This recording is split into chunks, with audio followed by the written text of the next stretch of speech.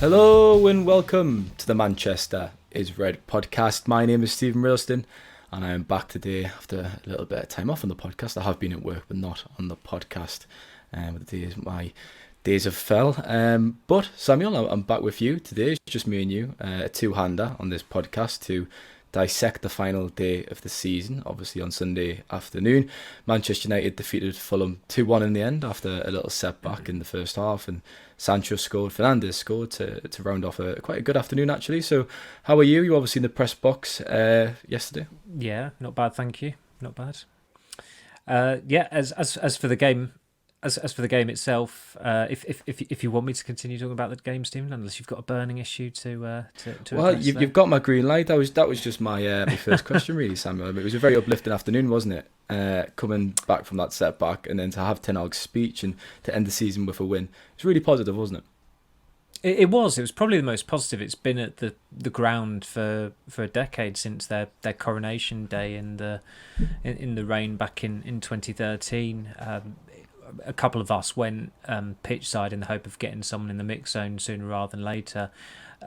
We didn't get anyone, but we were by the tunnel as they were doing their lap of honour or lap of appreciation, and there was a lot of colour gleaned from that. Just that the families waiting, the reception the players were getting, just the feel-good atmosphere, really. I mean, as I said, in the last 10 years, there haven't been many occasions like that due to a variety of issues. I think the last home game last season might even have been played.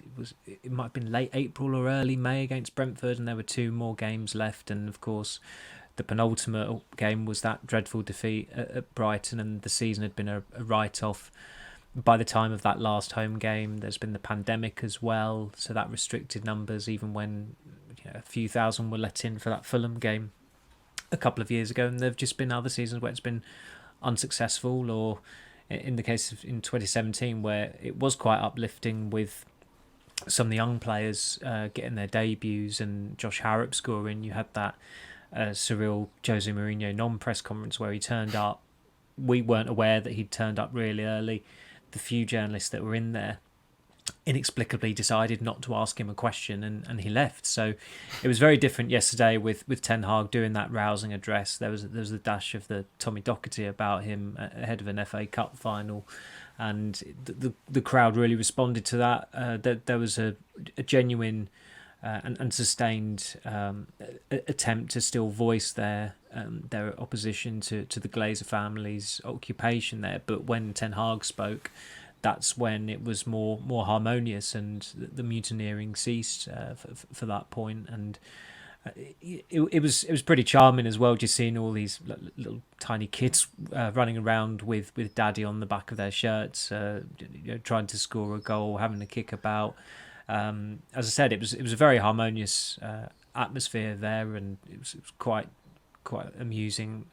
Obviously, you're not earwigging deliberately, but sometimes you can't help but hear kids, especially when they're in such an enthusiastic mood. And I think Bruno Fernandes' daughter, I think she's only about six or seven, and she's only lived in Manchester for 3 years, but she's already got a Mancunian accent.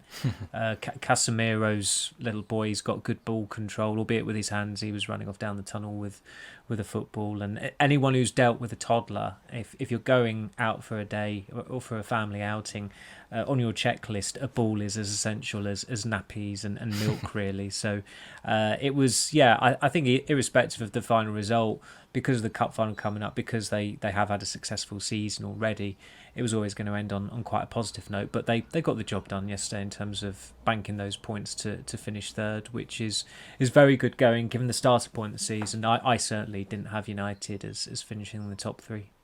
Yeah, the noise when he was making the speech was great. The atmosphere was fantastic, and kind of the chance of United coming through. It was a really, really nice way to end it at home. And they've been brilliant at Old Trafford all season. It's been the highlight of the campaign, really, their home form. Beating City at home, Arsenal at home, Liverpool at home. Great performances, so it was fitting to end the season with a nice home win.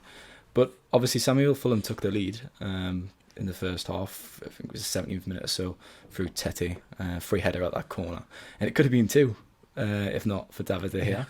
Obviously, Casemiro gave away the penalty, didn't he? A bit of a clumsy challenge, and De Gea actually saves a penalty.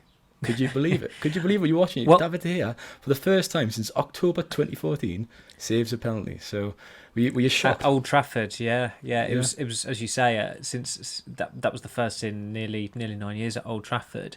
I couldn't believe it, and then Match of the Day did somewhat disparage it when I think the commentator said that's now Mitrovic's fourth missed penalty of the season. So even when De Gea makes a save from a penalty, it's against a guy who, unbeknownst to me anyway at the time, has seemingly a dreadful penalty record. And I'm pretty sure Mitrovic might have missed against Scotland when it was the Euros playoff back in 2020. That might have been the decisive penalty kick. In fact, I mean, you obviously watched him for Newcastle. I'm not sure if he had many penalties to take up there, but he's clearly not got a particularly good record. But nevertheless, it still had to be saved. De Gea went the right way, and there was a louder roar than you'd normally get, I think, for a penalty save, especially in a rather mundane game with little riding on it. And I think that was partly because the crowd couldn't quite believe De Gea had made that save. So it's interesting timing as well ahead of a final where, if it does go to penalties, and given De Gea's record, ordinarily you'd have been wondering, is depending on who the substitute keeper is, would Ten Hag actually take De Gea off and put a keeper on who may actually be more entrusted with in a penalty shootout environment. But I think given that he's made that save yesterday, it feels like that would be a stretch now if it was to get to it. But again, I think anyone who saw the penalty shootout and the Championship playoff final on Saturday, it does feel like the standard of penalty shootouts is at an all-time high at the moment. It seems very, very rare that a shootout doesn't go into booted the ball in the Stretford end, didn't he, in celebration, and after the full-time whistle he was obviously presented with his Golden Glove award.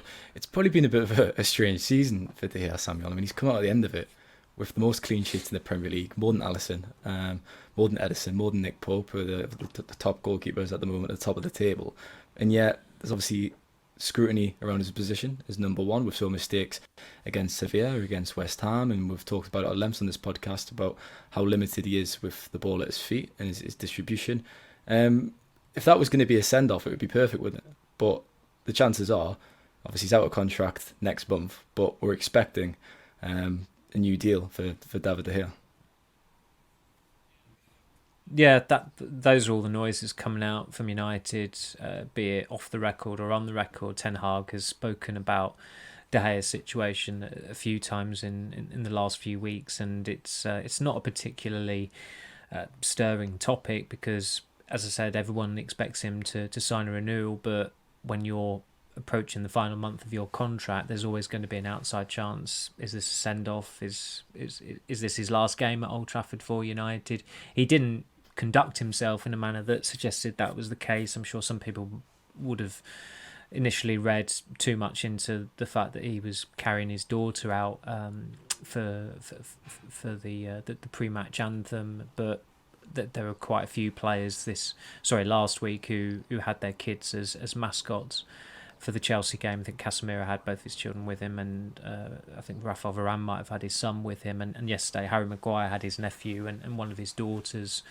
He was holding their hands as he walked out. So that happens quite a lot, certainly towards the end of the season with players, whether they're leaving or not.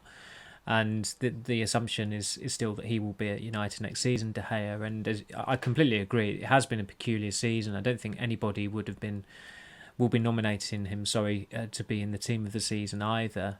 He has had a few games where he's been in match-winning form for United. West Ham in the league and in the FA Cup, they spring to mind. Leicester at home as well, when he made two terrific stops from, I think it was Harvey Barnes and Kelechi Iheanacho. Yeah, and they saves. might have both been at 0-0 in a half where United were dreadful and somehow 1-0 up at half-time, and then the second half they were pretty clinical and won quite well.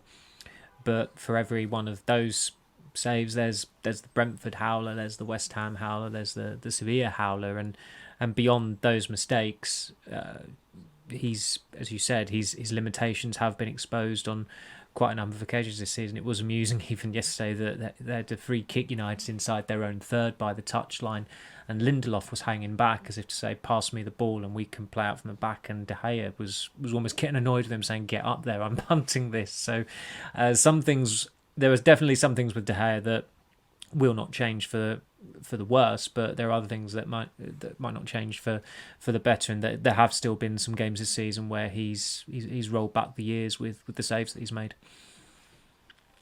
If I had to force you to give him a rating out of 10, Samuel, for this season, what would you give him? I'll give you a second to think, because Maguire came out in his interview with MUTV. He said, quote unquote, he had an amazing season. And then obviously Roy Keane was in the Sky studio and he was saying, look, get rid of De Gea. I'd be more in the Keane camp, and as you've just said, he still remains a very good shot stopper. He's still a very decent shot stopper, and we've saw that time and time again, but his all-round game is just not evolved with what the demands of a goalkeeper in 2023, and that's for me why this season probably should be his last, but it isn't, as we've just discussed.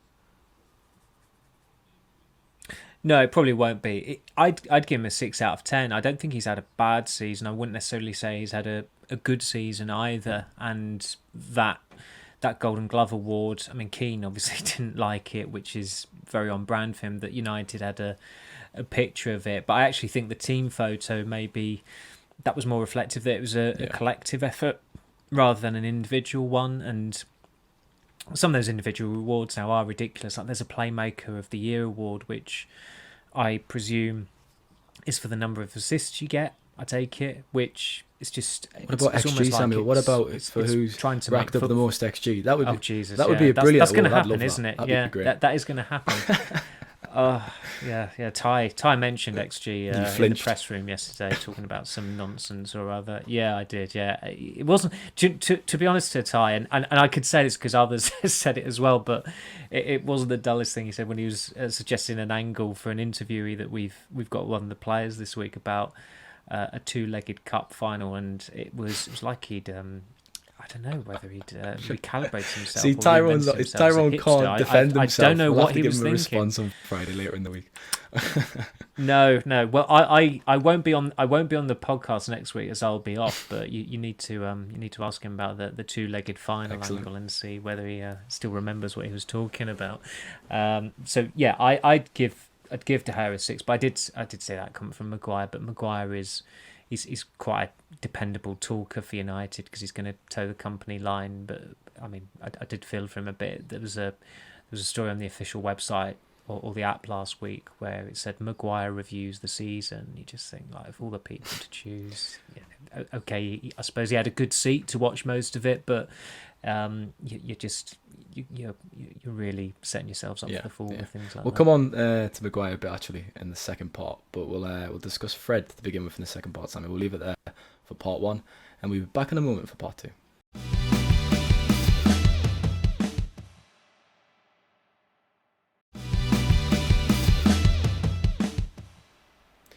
Fred was an interesting performance, Samuel. It was very Fred, wasn't it? We talked about Keane being on brand, but I mean, that was a very Fred performance. We've called him a bit of an enigma on this podcast. He goes from the brilliant, the sublime, to the absolute disastrous sometimes. We saw that at Barcelona at the new camp where he was quite poor, and then all of a sudden he burst into life and he had a good game. And it was a bit like that yesterday. Very poor in the first half, obviously. I think he got noted down officially for that assist for Sancho, but it kind of ricocheted off him and went through, didn't it, for Sancho to poke in. But in the second half, he comes through, receives that ball, and to have the vision and to execute that pass, the reverse pass to Fernandes, it was fantastic. And I think everyone kind of gasped, all the supporters in Old Trafford. And a great finish from Fernandes as well. But that's kind of Fred in a nutshell, isn't it, really, that whole passage in that 50 minutes, 60 minutes. Yeah, I mean, he was... Unfortunately, with certain Brazilian footballers, they have a name which is just not as exotic as the great names of Zico, Socrates, Pele, Rivaldo, Ronaldo, Ronaldinho. You think of those names, you think, well, they must be great. When you're called Fred, and sometimes he just lives up to that name or that shortened version of his name. He was absolutely abysmal for 54 minutes yesterday. Then he gets that the ball there, and the pass for me, it trumps the goal, and it was quite a nicely taken goal as well by Fernandes, the way he just dinked it over Leno. But it was a great pass, and that salvaged his performance. And he is such a strange player, because he can have these absolutely brilliant games, and overall he's actually been a pretty decent signing for United. But then he has certain games where you just think he can't pass, he can't tackle, he can't shoot. It's like he literally cannot do anything. So he blows the hottest of hots and the coldest of colds. And yesterday it was almost identical to the Barcelona game, in that I think it was around about the same time that he played the ball in for Rashford to equalise at Camp Nou. It was 50-something minutes, I think, quite early in the second half. And really, looking at his starter role yesterday, I don't think anybody was surprised that he started, because you sense that Eriksen would be taken out of the team to give him a breather, given the Thursday-Sunday schedule, which you have to manage more carefully with players of a certain age and certain conditioning. And there are times this season where Eriksen should have been rested and he wasn't, and that did contribute to him have been sidelined for quite some time, in that he should never have been playing against Reading in that FA Cup game where Andy Carroll injured him. And really, I think with certain recalls yesterday, in the case of Garnacho, it was getting him up to speed. He's not quite ready for 90 minutes. That was mainly rotation. With Fred, you do sense that Ten Hag, that was possibly a warm-up act for the Cup final, because he did start against City in January. He started in the League Cup final and started both games against Barcelona, started away at Anfield as well. He has started in a lot of big games this season, and when you're coming up against the best team in the world, I think there is going to have to be an alteration there of some sort from United to counter City, and it worked reasonably well in January when Fred came into the team and Eriksen pushed higher up. And although they're at risk of showing their hand there, and City have evolved as a team, their defence that day in January, it had João Cancelo in it, Kyle Walker started, and then about 2 months later you've got Pep Guardiola saying Kyle Walker can't play in this new formation that City have settled into.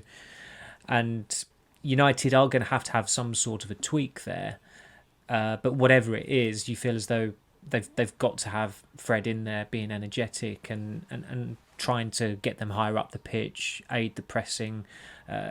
They can't just depend on Fernandes, who's pretty good at pressing. They need someone else to supplement him. And with Fred, I think the advantage is, and you saw it yesterday, Casemiro was very, very happy just to take a back seat there, and they've got a good understanding, both being Brazilian, both teammates in the national team. So it would seem to be the way forward. It's far from a guarantee that it's going to tame City or give United the advantage in the final. I don't think anybody's suggesting that whatsoever. But you have to play the percentages sometimes, and often it's the case that the best players don't always make for the best team. There will be far more talented players than Fred potentially at Wembley who will be sat on the bench, but for the balance of the team and the quality of the opponent, I would argue he's actually essential. And the irony is, it could be his last game. It could be his last appearance at Old Trafford. That's what I was going to say. I mean, there was a little footage, wasn't there, of having a chat with Marco Silva outside the car park, Samuel, and then you've wrote the line today, obviously, that Fulham are indeed interested in making an offer for Fred this summer. So for anyone who hasn't saw that, as usual, but they should have, obviously, Samuel, can you give a brief update on that? Well, I was sent that video last night, and I forwarded it onto a contact, and they confirmed that is already in the works, or it's at least been suggested to United as an option, because it's quite common knowledge that United want a midfielder, but they also are going to have to make room for that midfielder. So that means selling one. You're not going to sell Casemiro. You're not going to sell Christian Eriksen. So it's always been one of McTominay and Fred. And I remember when I did a piece, I think it was last month, about the players United should sell, there were two positions where I actually put, it should be this one or that one. And for midfield, it was McTominay or Fred, because although McTominay's had some interest from Newcastle, he's the youngest midfielder at United. He's the youngest senior midfielder. And United haven't actually provisionally planned to sell him either. Whereas with Fred, you have probably rinsed all you can out of him during his time at the club. He's been there for 5 years. He's just turned 30 and he's out of contract next year. But his resale value is still pretty good. I mean, they're going to make a loss on Fred, but they spent £52 million on him 5 years ago. They were never going to make a profit on him anyway. If they can make £20 million on him, which I don't think is beyond the realms of possibility, especially if he does start an FA Cup final, so his stock is still going to be quite high. Brazil international, played for Man United for 5 years. I think that's the sensible way forward. And then you can absolutely, you've got the leverage and you've also got part of the finance to sign a younger and better midfielder. So I think for all parties, it makes infinite sense. As soon as I saw that video of Silva and Fred, I thought, well, that would make, that stacks up really. I mean, Fulham have signed quite a few Portuguese speakers in the last year. I think Paulinho, Andres Pereira was bought from United for a reasonable fee as well. Even though he had barely played for the club in his last couple of years when he was attached to them, he'd been loaned out and the loans hadn't been particularly successful. I think Carlos Vinicius, he went there, and Willian has been a really good signing for Fulham as well. So Fulham have had some reasonable success, well, actually very good success, I'd say. I think Paulinho has been a very good signing by them. So they've had good success with this, rebranding the team with Portuguese speakers, and of course the coach is Portuguese as well. And playing for Fulham, as you've seen with Mitrovic, even if you get relegated, there are still perks of playing for Fulham because it's London living. It's a beautiful part of London. I don't think Fulham will go down next season. They've stopped that yo-yoing, so it would appeal to Fred, I think, on a professional. It almost seems too good to be true for all parties, doesn't it? For him to make that move. It does suit everyone, as you just said. It does. Well, yeah, I think. Yeah, it seems like it is. If it doesn't happen now, then it would be a failure on someone's part.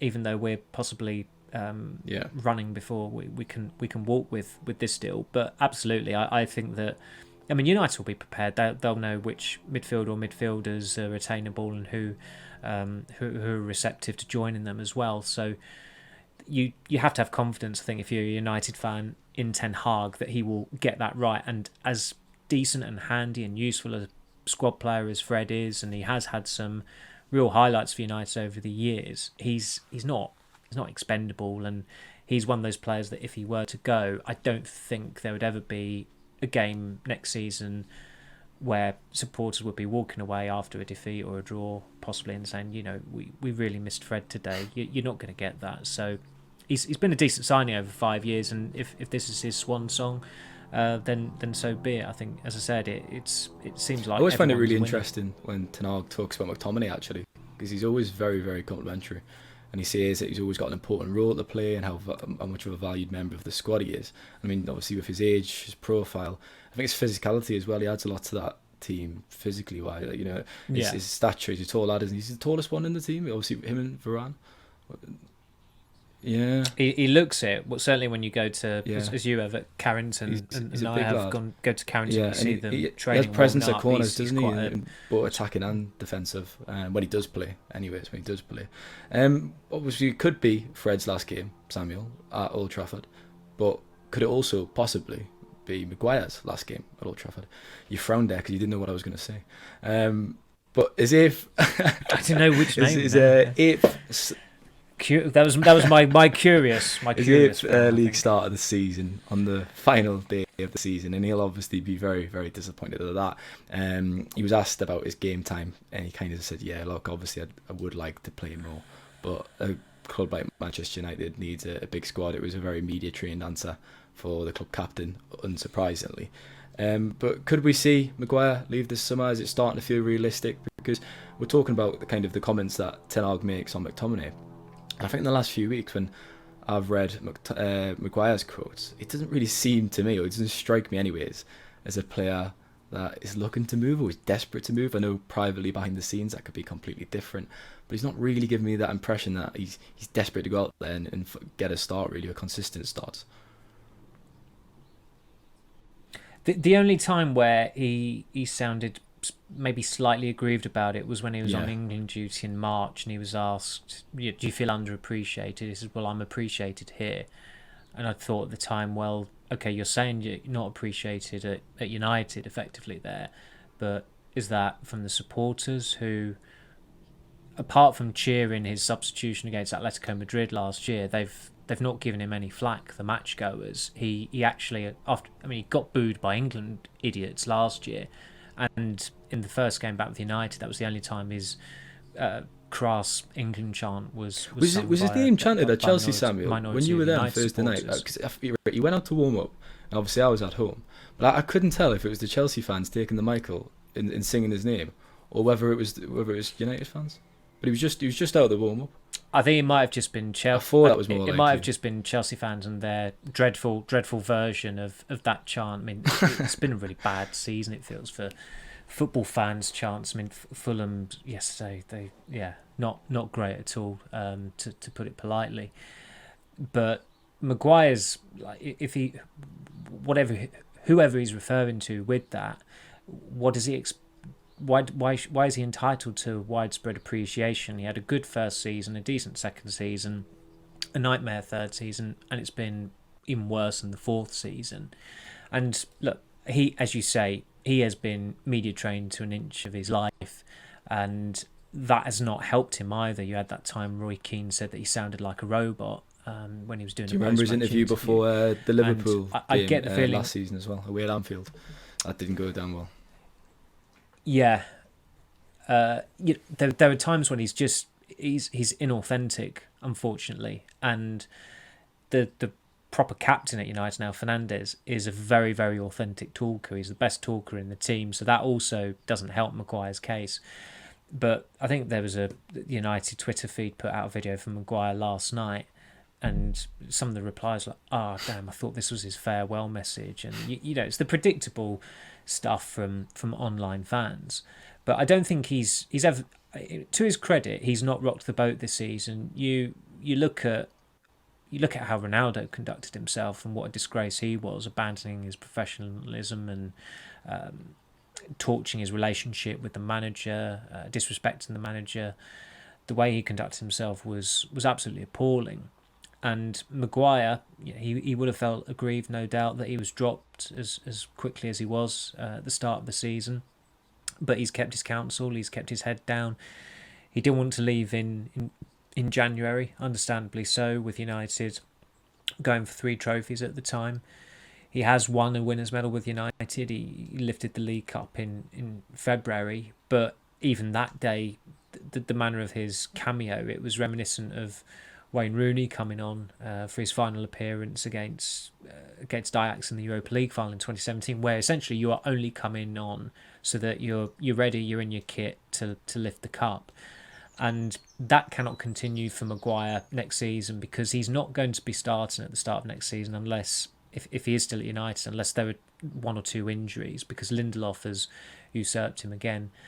A mischievous headline maker, when the team news dropped on Sunday, they'd have gone with Harry Maguire ruled out of FA Cup final, because you knew with Maguire starting and Varane being rested, what Ten Hag intends to do next week. It's almost certainly going to be Lindelof, Varane as the starting centre-backs, and rightly so.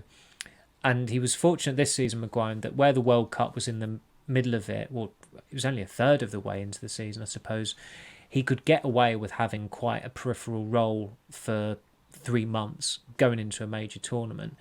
I don't think come the Euros next year he can get away with having nearly 2 years as a peripheral figure potentially at United, and still expect to be turning out for England in Germany at Euro 2024. He's also been fortunate that there haven't been many centre halves really making a compelling case to take his place. I mean, Tomori doesn't get in the squads. Tyrone Mings has been brought back in from the cold. Eric Dyer is back out in the cold. So exactly.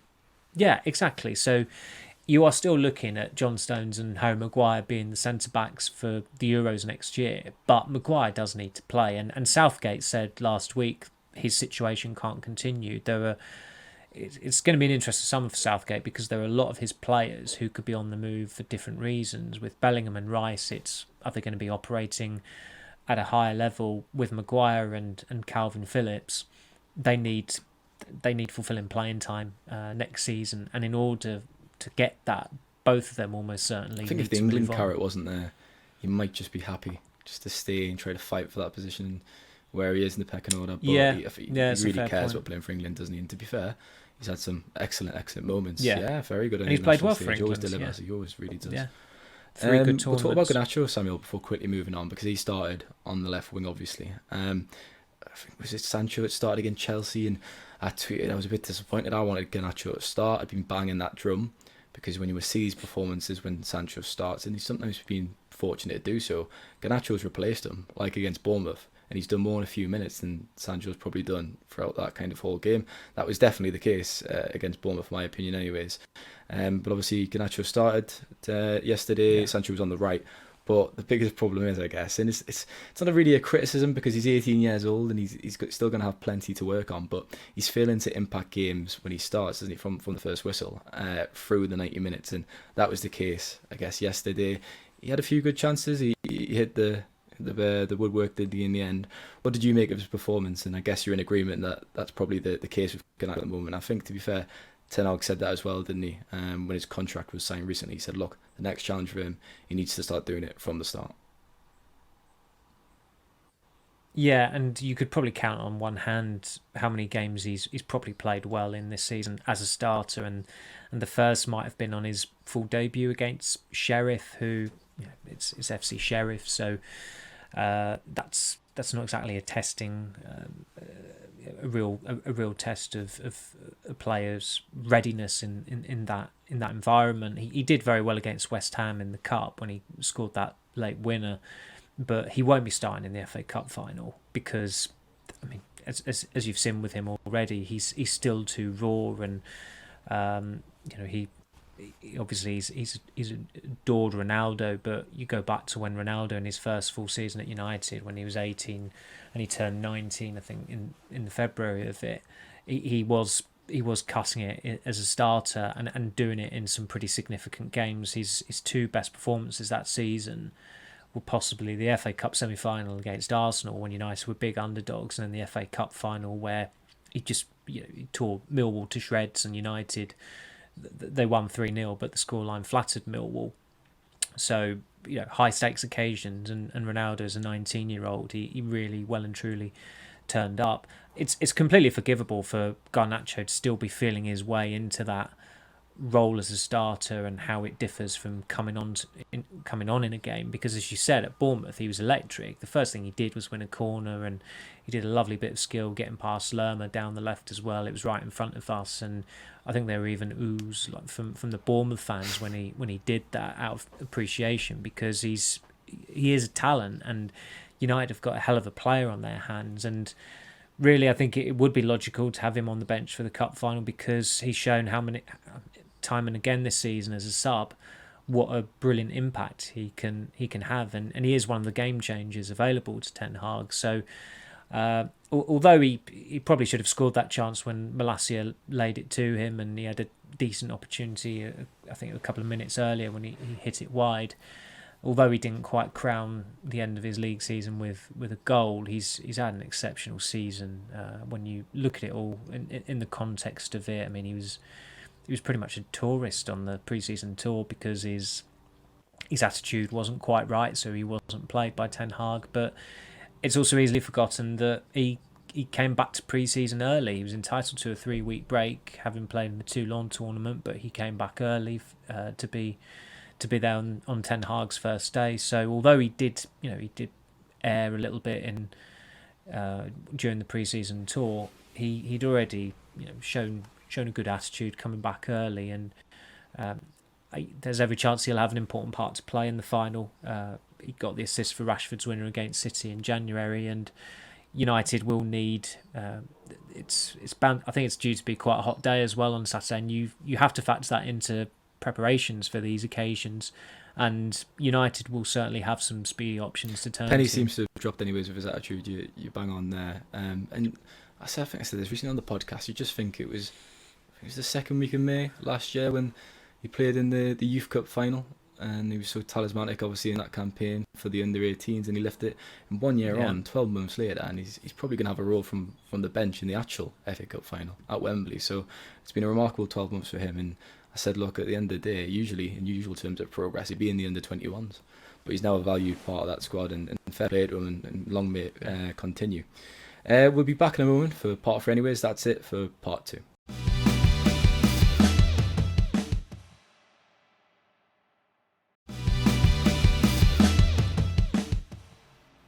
Samuel, I know I mentioned Ten Hag's speech at the start there, but for any supporters who didn't see it, obviously there has been clips online, but the game wasn't televised, obviously, well, at least not in the UK. MUTV did show the speech after. Can you paint a picture of what it was like, just briefly from the press box? Because I thought it was fantastic. It just showed the connection really between supporters and the manager and the club really that's been built up again this season, because that was shattered and absent last year.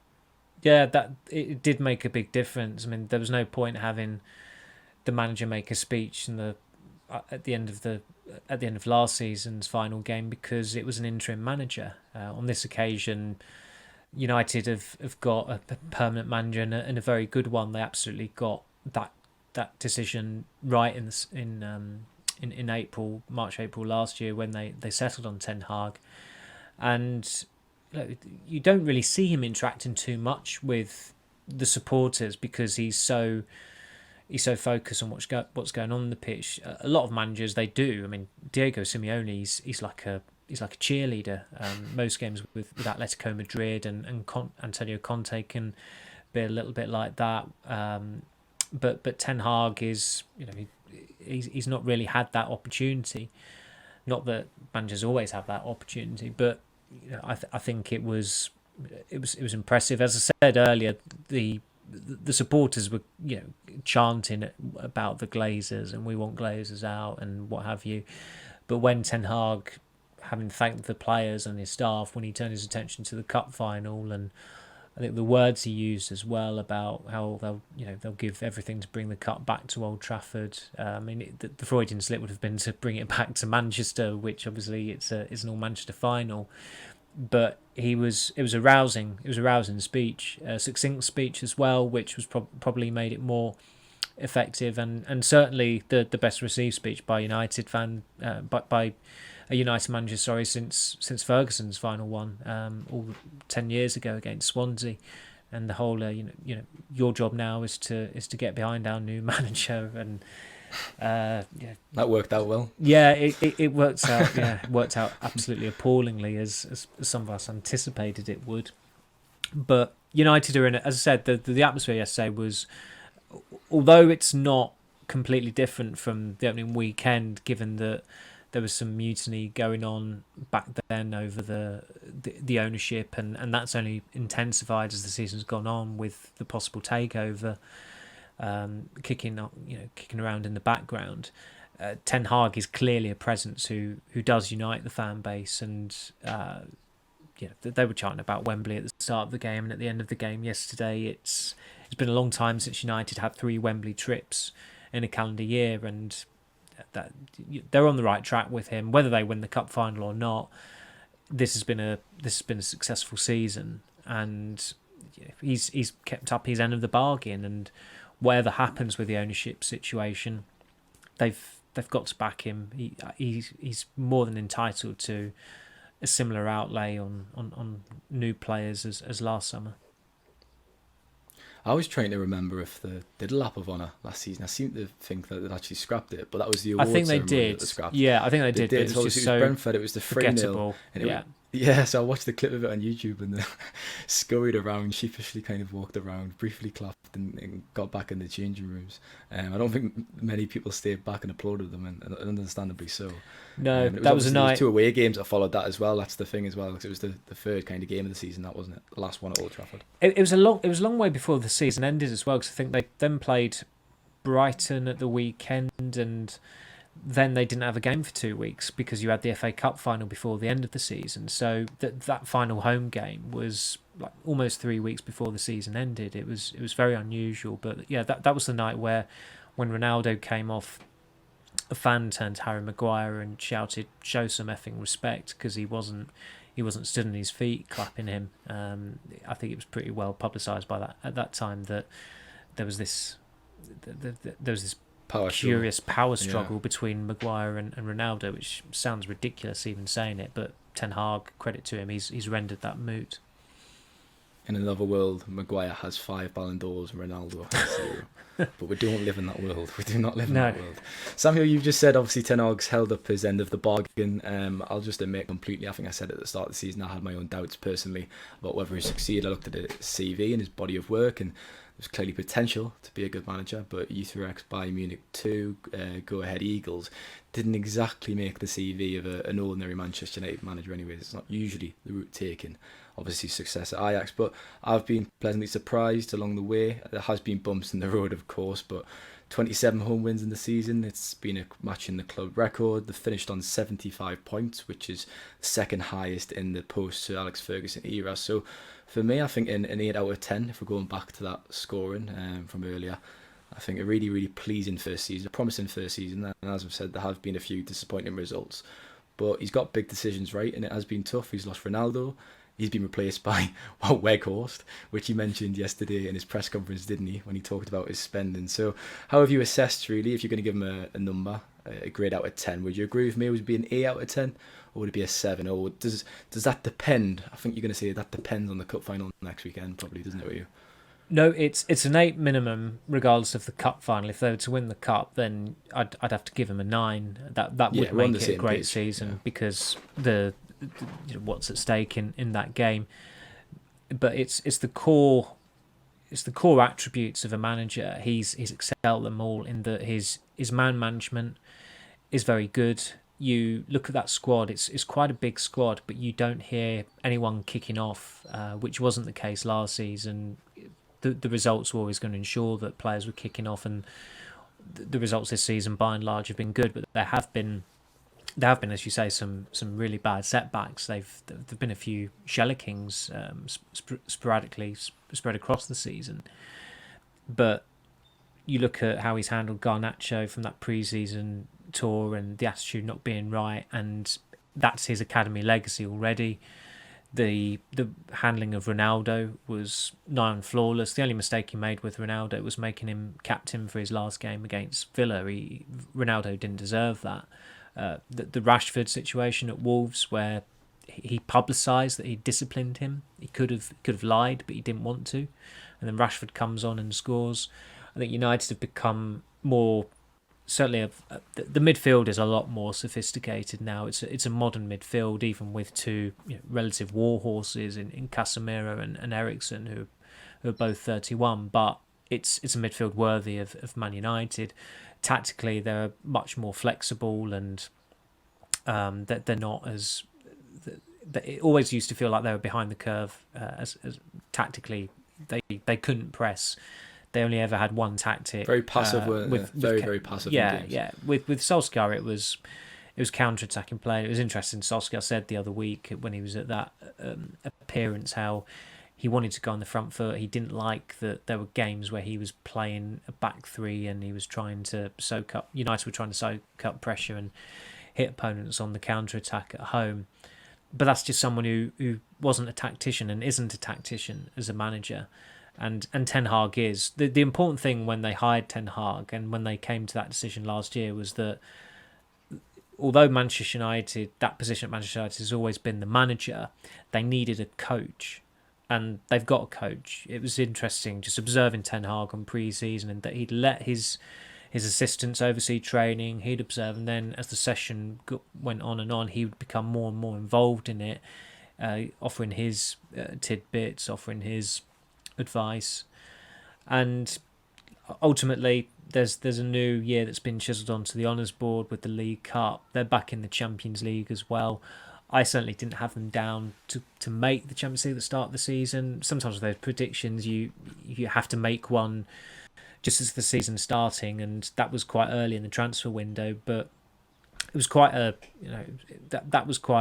that summer it was quite fraught. It wasn't until probably the last 10 days of August with the Liverpool result and signing Casemiro and signing Antony that all of a sudden things started to look a little bit rosier. For most of the summer, it was there was a lot of anxiety among United fans as to what they were doing in the transfer market and whether they'd actually sufficiently reinforced the squad. And there was the Ronaldo. They were spending more time interrailing around Europe than they were saying in midfield. The interrailing. They were taking a few trips, weren't they? But they were. They were. And as Ten Hag quite rightly pointed out at his press conference, they didn't invest in January. Newcastle signed Anthony Gordon for a reasonable fee. Gakpo went to Liverpool. Arsenal signed Leandro Trossard, didn't they? So there's quite a few clubs around them. In Chelsea, not in the picture, but they spent a hell of a lot of money. But a lot of their competitors, and you would still regard Chelsea as a competitor as well.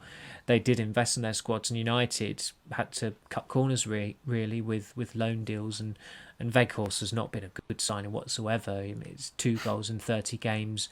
Sabitzer has been quite a useful loan signing. I'd argue Butland was just filler, just a backup.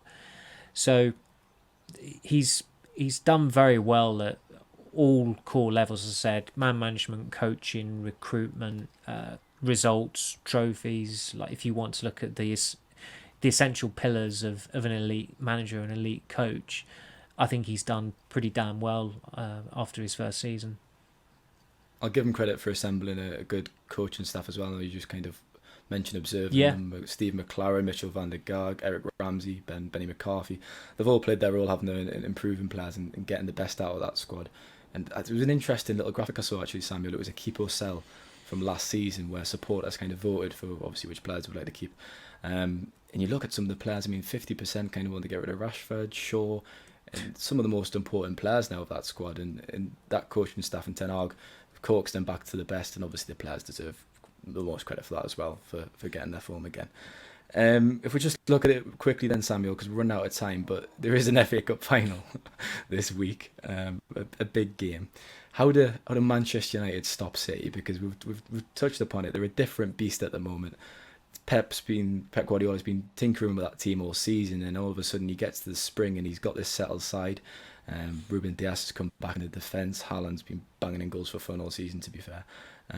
But they're going to be a real challenge to beat at Wembley, aren't they? But it's not impossible. United defeated City in January 2-1 with them 2 quick-fire goals. And I think what you were talking about earlier with Fernandes on the wing and possibly Fred in midfield with Casemiro, that worked in January. Do you think that's going to be seen again? Do you think Ten Hag's going to lean that way? I could certainly see Fernandes starting on the wing. I'd almost be surprised if he's not on the wing. There's an element of doubt still about Antony, but Ten Hag gave quite an upbeat update on him on Sunday. But the way it's going, it's almost where Antony's had his season interrupted, and he'll have gone. Will it have been 10 days going into that game without any real proper training? It still feels like, I think the chances of him starting are still quite slim. He'd have to be a really essential component of Ten Hag's plans for him to be starting the cup final, and maybe he was and is, and Ten Hag is banking on him being fit. And Ten Hag has said repeatedly that he clearly believes that United play better with Marshall starting, and there were certain giveaways, it felt, yesterday during that Fulham game where Eriksen was rested, Varane was rested, and Marshall coming out of the team. I would probably, if I'm doing educated guesswork here, I'd probably think that Marshall will start with Rashford on the left. There may be 7 or 8 players who are absolute essentials for the cup final. I'd say De Gea, Varane, Shaw, Casemiro, Eriksen, Rashford, Fernandes. Now Lindelof has to start because he's been starting all the games. So you'd probably throw him in there. I think Wan-Bissaka is probably, given that he's started the majority of games. I'd be recently, bullish. I'd be quite bullish about him starting Wan-Bissaka. I think it's almost guaranteed. I think. Yeah, I think. I mean, Grealish has had a really good season, and think that Ten Hag would probably trust Wan-Bissaka more against him than Dalot. And looking at the other positions, you're probably thinking Fred. You're probably thinking Marshall. I think that's it.